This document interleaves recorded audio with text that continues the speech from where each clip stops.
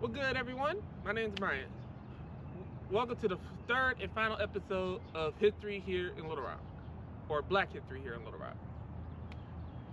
Today is a very special one for me because I come back to the school that basically kind of started this idea for it all. Welcome to Little Rock Central High School, home of the Little Rock Nine. On this journey today, I'll be showing you what Central was like during the time period during 1957 when 9 African American students changed the game forever. For me to go to school here and made an impact and their legacy known here forever. Okay. Without further ado, let's get into it. Hello, we are here at the Little Rock Central High School National Historic Site here with Agnolia B. Gay. Yes. She will be the National Park Service member that will be showing us around and also answering a few questions for us today. Number one, how are you? I am doing absolutely wonderful. It's an absolutely beautiful day in the neighborhood here in Little Rock. Oh, that is amazing. And also, once again, thank you so much for letting me interview you today and also show me around the building. Yes. Let's get right to the question. Number one, do you have any connection to Central in any way, shape, or form? I definitely do have a connection to. All right. Can you take me to what did it kind of look like for them on the first day? Now, we heard the stories on the first day with Elizabeth Eckford of her going through the crowd. As you can tell, the crowd was right here from the sign at Central, heading in to where I'm pointing out where close to the fountain. Yeah, the fountain. Where everyone was cussing at her, call her slurs, and also, I'm not repeating the word, but you know what word I'm thinking of. And she said, and I quote, "Can someone help me guide me into the school?" Mm-hmm. Now, what did that look like on that day? From my perspective and from listening to Mrs. Eckford share her story, from taking tours here at the National Park site and just being now one of the workers here, not only was it scary, it was sad. It was embarrassing. It was disappointing.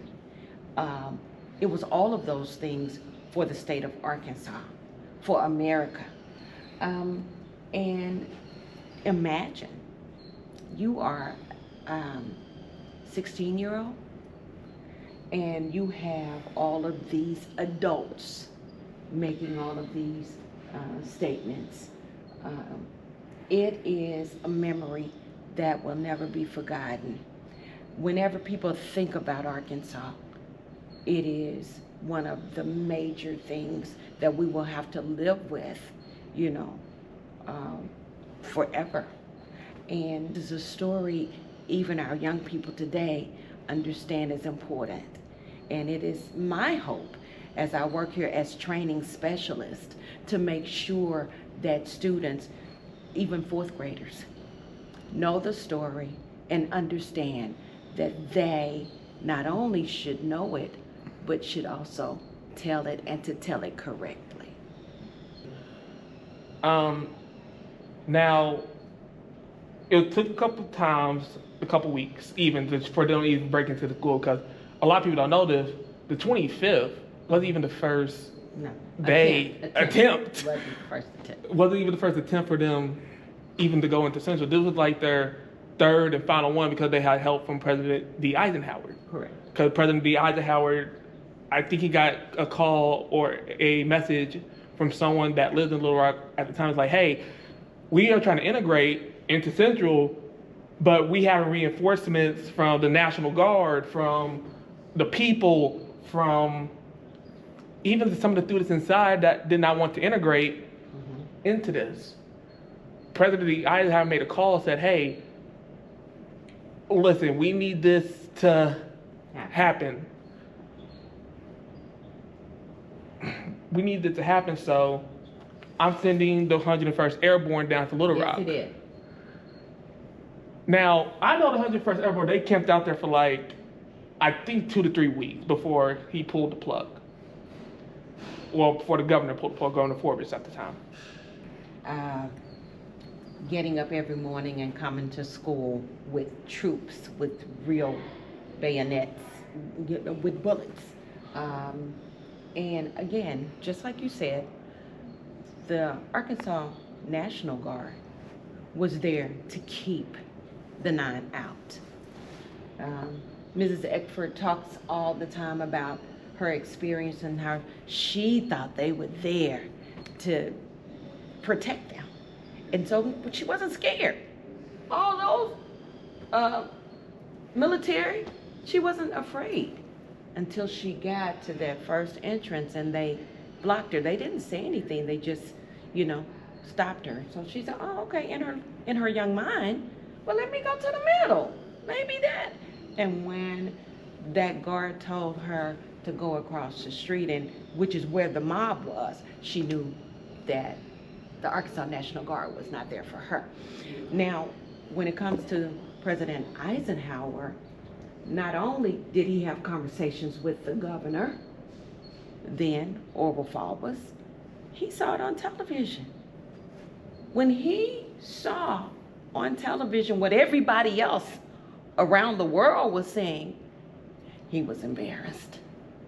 And so, yes, he made a conscious decision to send out the 101st, and the 101st, of course, trumps the Arkansas National Guard. And the 101st mission was to walk those students in, and then, of course, the Arkansas National Guard joined the 101st in making sure that those 9 students got into the school.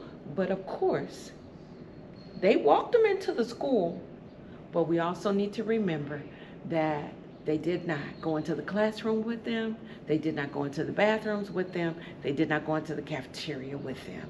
So their mission was to get them inside.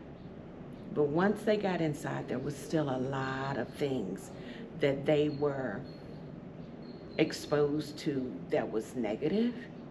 And it takes them to tell their story. I can't begin to express all of the atrocities that these young people, these teenagers, these youth had to endure. Ernest Green, the first black student to graduate from Central, he volunteered for this, as you already told me before, on graduation day.